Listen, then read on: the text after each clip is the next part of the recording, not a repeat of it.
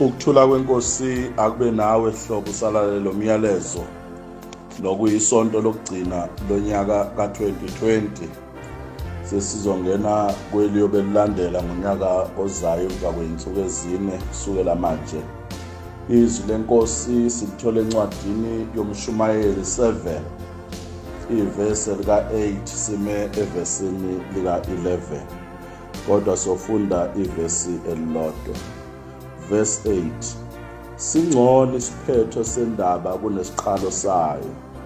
Onomoya wokubekezela ungcono kunaloyo owokuzidla.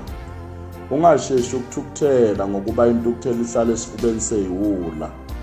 Ungasho ukuthi kungani insuku zasendulo zazingcono kunezanamuhla na, ngokuba lokho kubuza akuvele ekuhlakanipheni. Ukuhlakanipha kuhle njengefa futhi kusiza nalabo abalibona ilanga. Lona izwi lenkosi. Ukuphetha kungcono kunokuqala. Isona sihlokwana futhi esosebenzisa senze leli vesi lika-8 libe isihloko.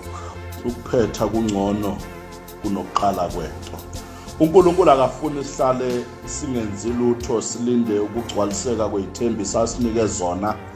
uNkulunkulu akalindele ukusibona silokhu sithakazela ukunqoba okwenzeke endulo kuze kube sengathi namhla akenzi lutho, kodwa ufuna sithi sijeqeze imumva sibuke imanje bese sifudukela phambili ngokwethemba nokuzibophezela ngeqiniso okholweni olwenza umuntu ame abekezelele izimo zonke anqobe futhi kwizimo zonke.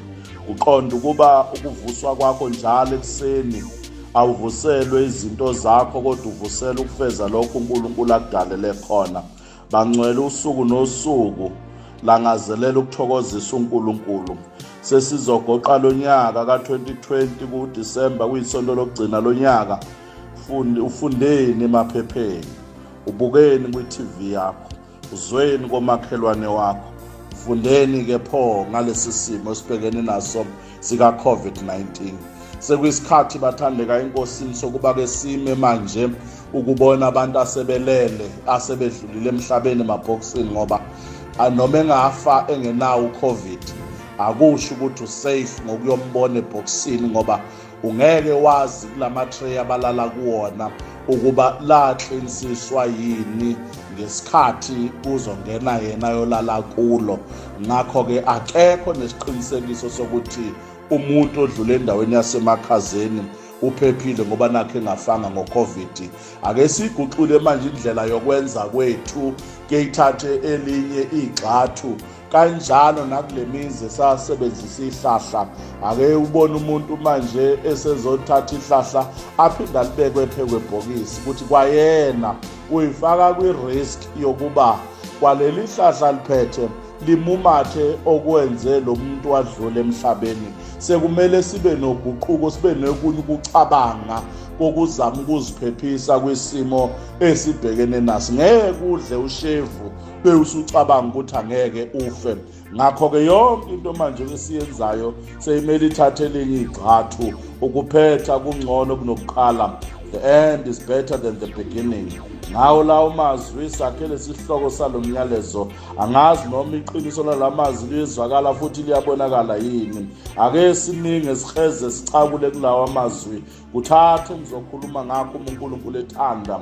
Ukuphetha kungcono kunokuqala. Okokuqala ngisikhuluma ngakho zifundisa ukudlula kosudluliswe kukho uNkulunkulu. Leave the past at your back. Ukuphetha kungcono kunokuqala. Uyabona into okuyivivinyo okuyinselelo uyafisa ukusheshe ukuba ngabe usephumile.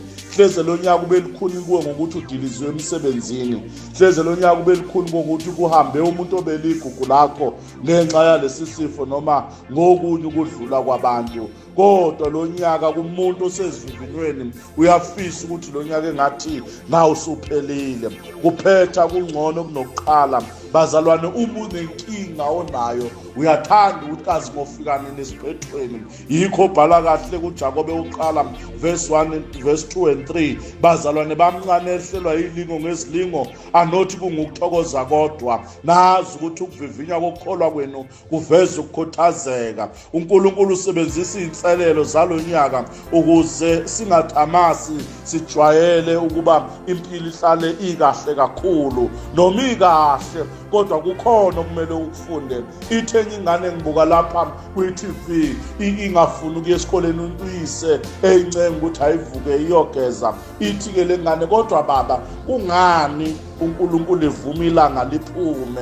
Bathandeka inkosi, mawusukhulile uyaqonda ukuthi impilo ayiphelele ebumnyameni. Bakhona abazalwane enkosini abangasiqondi isikhathi esikuso okumnandi ukuba impilo njengoba inje, kanti befanele sijeqeze, sizijeqeze kukho konke esikwenzayo. Uma kusemnyama wena osukhulile uyaqonda ukuthi lizophuma ilanga, nawe kuleso sivivinyo obhekene naso lizophuma ilanga, ngeke uphelele ebumnyameni. Noma namhlanje ungazi uzolala udleni, uhlukaniseke unyaka ngoba usutholile umbiko olukhuni, kodwa kuzodlula, sazophuma nakuyilanga, uthokoze ufudumale ngokunakwa uNkulunkulu. Jeremiah 29 verse 11, uNkulunkulu wakho unemicabango emihle yokuba uzophumelela. uJosefa esabhekene nevivinyo kwakubuhlungu kuye, ebona ijazi lakhe ayelithungelwe uyise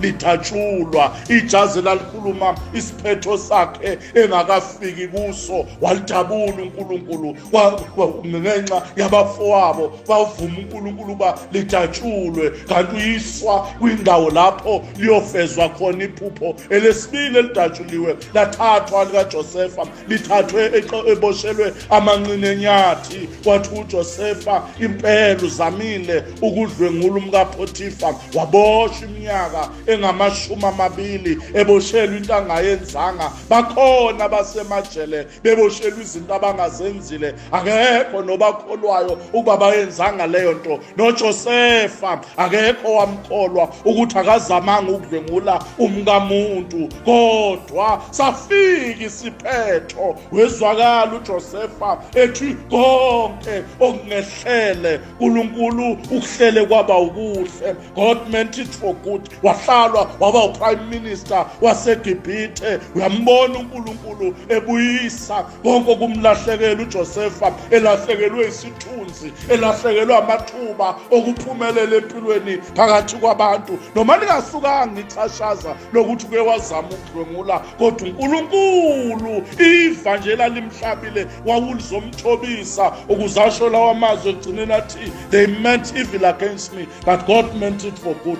Kunjalo nakuJobe 42 verse 12 lithi iBhayibheli, kanjalo uSimakade wabusisa ukugcina kaJobe kunokuqala kwakhe. uNkulunkulu wakho uma usadabula lesi sivivinyo, kwethembe uzokubusisa, kwethembe uzodlula kulesi simo osabhekene naso. Yikho umpostoli Paul athi ngethembile impela yona lento ukuthi wawuqala umsebenzi omuhle kina uyakufeza kuze ube lusuku likaKristu. Incwadi yabaseFilipi bokuqala verse 16. Ngakho verse 6, uNkulunkulu wakho enkingeni obhekene naso ucabangela okuhle, ngoba inhlupheko zesikhathi samanje azinakulinganiswa nenkazimulo osazobhekana nayo. Akucabange ngela icoal ilahle kelithwa amalahle eminyanisekile ekujuleni komhlaba, ligcina liba idayimane, litholakala ekujuleni, litholakala ekucinaneni. Idayimane kuqala kuyilahle nje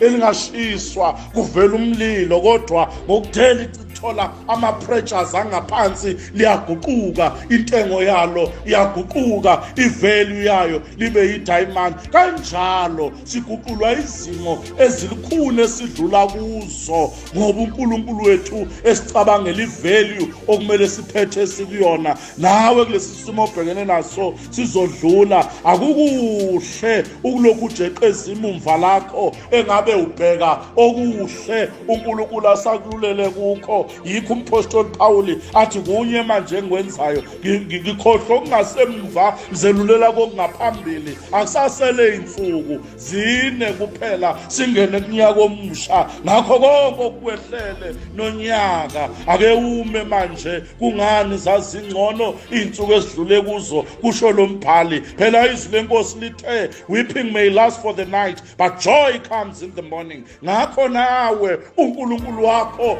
uzokubekela okungcono kunalokho odlule kukho. Waphendula ukukhala kwami waba ngukusina, wangikhumula ingubo zami zokulila, wangembathisa ukujabula. iHubo 30 verse 11. Ngakho na kwisimo obhekene naso sizodlula kulesi sivivinyo osabhekene naso. Kungabe sokuthi kukhona ilunga lomndeni elizongcwatshwa maduzane, qina mngani, ungasakhubeki, kwehlela abantu bonke. Kungaba kunelunga lomndeni elisesibhedlela noma wena osesibhedlela, qina, uzosinda, ungapheli ngokuphela kwezinto. uNkulunkulu wakho ucabangela okuhle, qina nje, ungasaphelelwa lithemba. Sivivinye esidlulayo wena uzophila ngoba uNkulunkulu nawe. Okwesibili engifisa sikubambe, qhubekela phambili nethemba. Njengoba siyongena ku-2021, ngena ku-2021 unethemba lokuba uNkulunkulu lamandla akuphe wona, le resilience akunike yona ngalo nyaka ka-2020. Uzothi uyongena ku-2021 uyobuna amandla adlula wesambane sonesimba umgodi singawulali. uNkulunkulu wakho ukuhlelela okuhle, uNkulunkulu wakho unemicabango emihle. Uma ukuphetha kungcono kunokuqala, qhubeka uziyofika kulokhu uNkulunkulu akudalele khona. Amazwi aphethe ikusasa lawa omuntu ukuba yonke into edaliweyo ingcono uma isiyophetha kunendlela eqale ngayo. Asiwazi u-2021 ukuba uyoba njani, njengoba sikwi-second wave nje yale coronavirus. Abanye benganakile, bephuze ngathi ikusasa lisekho, behambe kabuhlungu nasemigwaqeni benganaki nakunaka noma sekukhuzwe kangaka. Ake sizijeqeze, ake sizicabange, ngoba lithi iBhayibheli odakwa utshwala ingoba engenalo ikusasa, engayifiseli okuhle. Akucabange sewuphuzile waba kanti wena ibreadwinner ekhaya. Akucabange sewubulala umuntu ngenxa ukuthi udrive udakiwe, kanti ubulala umuntu obeyena yedwa kwifamily, obethola umsebenzi, obondla lomndeni. Sebezokondliwa ubani ngokubakhelesi kwakho? Ake sijeqeze, ke sicabangele, sicabangele nabanye. Nawe ocabanga ukuzibulala, ipain ebuhlungu ozoyishiyela abantu bakwenu, ipain abangazi bayoyisusa ngani ukuthi lo muntu azazibulala. Kuqala ngayeni ukuba nenkinga, kuqala ngawe yini ukuba nenkinga nje ubusucabanga ukuzibulala. Kuqala ngawe yini ukuhlupheka, ngoba baningi abakuleso simo, abanye siwesi kunaleso obhekene naso wena. Phetha kungcono kunokuqala. Kuye engifisa ukuthi ukunake, qhubekela phambili. Uma uvemvane luyelalekelelwa ngesikhathi kumele luphume egobolondweni, uvemvane lisheshe lufe. Uma uvemvane liyelalekelelwa uba luphume egobolondweni, imbala yonke lemihle eliba nayo uvemvane ayibi khona ngoba liyelalekelelwa. Kwenye inkathi akudlula ukuba ulokhu ubamba inhliziyo ukuba ngesikhathi wawudinga ngaso abathile abafikanga ukuzokusiza. Kwenye inkathi uNkulunkulu uyabaphelisa abantu ngoba usuku kwi-stage se-metamorphosis sokuba wena develop izinto uNkulunkulu ayifake kuwe ngamandla awafake kuwe. Mabephela abantu uNkulunkulu uyawazi, kodwa amandla awafake kuwe, sebenzisa wona. Ungalokhu ubheke abantu, ungalokhu babazokusiza, ungabi umuntu ofuna ukudatshukelwa kanti unamandla okwenza konke. Ngayo qinisayo baxolele bonke abaphathe kabi. Genesis 50 verse 20, God meant it for good. Kusho uJosepha, ukungaxoli kwenza ungabi nethemba empilweni, kwenza ungabi ikusasa lakho libe helififiyeleyo. Chapter 41 kuGenesis iverse lika 51 uthi mayekhuluma eqamba indodana yakhe uManase, uthi uNkulunkulu ungenze ngakhohlwa ukuhlupheka kwami Akuthi-ke lo nyaka ka-2020 sewudlula sewugoqwa bese uyakhumbula ukuthi impela njengoba ngisaphila nje uNkulunkulu ufuna ngikhohlwe yibo bonke ubuhlungu endlule kubo nonyaka. Ukuphetha kungcono kunokuqala. Okwesithathu engifuna sikubambe kulo myalezo, phila kwimanje lakho. Ungaphili kwinto osudlule kuyo, ungaphili kwinto ongakafiki kuyo. Phila kwimanje lakho, zinakekele kwimanje lakho. Onke amandla akho asebenzise ukuyithuthukisa kwimanje lakho. Lawa amazwi umgomo wale ntshumayelo athi ukuphetha kungcono kunokuqala. Izolo lidlulile, angeke lisabuya, ikusasa likafiki, asinasiqinisekiso sokuba sofika kulo, kodwa bekufanele manje ke siphile kwimanje lethu, simbonge kwimanje lethu. Athi uDavide, mbonge uSimakade mphefumulo wami, ungakhohlwa imisebenzi yonke yakhe yomusa. uNkulunkulu ufuna siphile kwimanje lethu.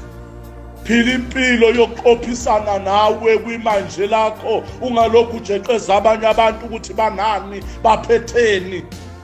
Phila kwimanje, kompyutha nawe mawuyongena ku-2021, zifundise ukuba semqhudelwaneni nawe ukuze ukuthokozele ukuphila umntwana kaNkulunkulu. Impila imisela ukuphila kwinkathi edlule bathandekayo. Yikho leli verse lithi ukuphetha kungcono kunokuqala, ngoba impilo ayidalelwe ukuba siyiphile kwipast yethu. Kuliqiniso ukuba inkathi edlulile isilolongela ikusasa, kodwa asiphili kwinkathi edlulile nezayo futhi asiphili kuyo, kodwa siphila kwimanje esiliphiwe uNkulunkulu. Verse 11 kule ncwadi yomshumayeli uthi ukuhlakanipha kuhle njengefa, yebo kunenzuzo kwabalibonayo ilanga. Uma ubuka ukukholwa kwakho manje, uyakhula noma uyisidondwane, uyisinqumela nje idriphini amafutha akudala. Samuel okusiqala chapter 2 verse 18 and 19. uSamuel wakhonza phambi kaNkulunkulu, lithi iBhayibheli unyaka nonyaka unina wayede emhambisela ingubo entsha yalowo nyaka ukuthi usengenile kuleso sigaba, emembesa ingubo entsha yokuba akhonze ethempelini likaNkulunkulu. Unyaka nonyaka uNkulunkulu nengubo kamoya asinike, asembathisa yona. uNkulunkulu nengubo entsha yamandla ngalowo nyaka, ngoba wazi inselelo zangaloyo nyaka. Ukuze siyokhonza kahle uNkulunkulu usipha amandla singakangeni kuloyo nyaka. Kanjalo ukuphetha kungcono kunokuqala. Ngakho uNkulunkulu ukulungisela okuhle sesuphothula lo nyaka. Subaxolele yini abaphathe kambi nonyaka? Ungasho yini ngenhliziyo ekahle ukuthi ukuphetha kungcono kunokuqala ngenxa yezinto odlule kuzo nonyaka? Uma uthi ukuphetha kungcono kunokuqala, usubathumelele ngoKhisimusi bonke abakuhlumezile, wabathumezela ilokotho ezinhle, wathumelela nalowo wakuphi imbewu waqeda kangazi nokuthi kumele igqoke icathulo, okumele angazi nokuthi kumele iyiswe kadokotela lembe wakushiyela yona okhalweni. Suke wamfisela nalo muntu wadiliza emsebenzini, ungenzanga lutho, wabhecwa ngoba endinyama ungayidlile. Suke wamfisela ilokotho ezinhle nalo owabiza umzali wakho ngomthakathi ebengakazi ambone ethakatha. Suke wamfisela ilokotho ezinhle nalo owafika wabulala kini. Suwamenzela inokuhle umzali wakho. Mawuphethwa lo nyaka uhleli kwanhliziyo ngise noma usuholile imali yakho uyiqedela nabangani bakho ephuzeni utshwala, usuke wabuyelani kumzali wakho wayobuyisana naye. Phetha kuhle kunokuqala. Ngiyazi ukuthi abaningi bahluneme emphefumulweni yabo, kodwa kuyifundisa ukuxolela abantu abangaxoleli. Khona abantu abalukhuni ngokudalwa, abangakwazi ukudlulisa. Umuntu akutshela ukuthi kulukhuni ukudlulisa lento, balukhuni ngokudalwa, abangakwazi ukuxola. Dlula-ke kubo, wena xola, wena yenza okuhle. Uthi uJesu kithi sonke, Matthew 11 verse 28, zanini kimi nina nonke enikhatheleyo nenisindwayo, mina ngoniphumuza. Ukhona uJesu sengakuthula lo mthwalo. senenhlanhla ngoba uyaphila. Xola, dlula kukho konke ukuphathe kabi kulonyaka. Ukuphetha ngcono kunokuqala. Phetha kungcono kunokuqala. Phephisa kodlule kuko. Phephisa uthi ulahlekelwe izihlobo, kodwa qala kabusha manje. Jeqeza ikhasi lakho, impilo iyaqhubeka. uNkulunkulu abusise okuzwile manje naphakade. Amen. Akuthi umusa wenkosi Jesu Kristu, uthando kaNkulunkulu Baba noMoya Oyingcwele ube nani, bunilondoloze, buniphumelelise singene kahle nakunyaka omusha. Amen.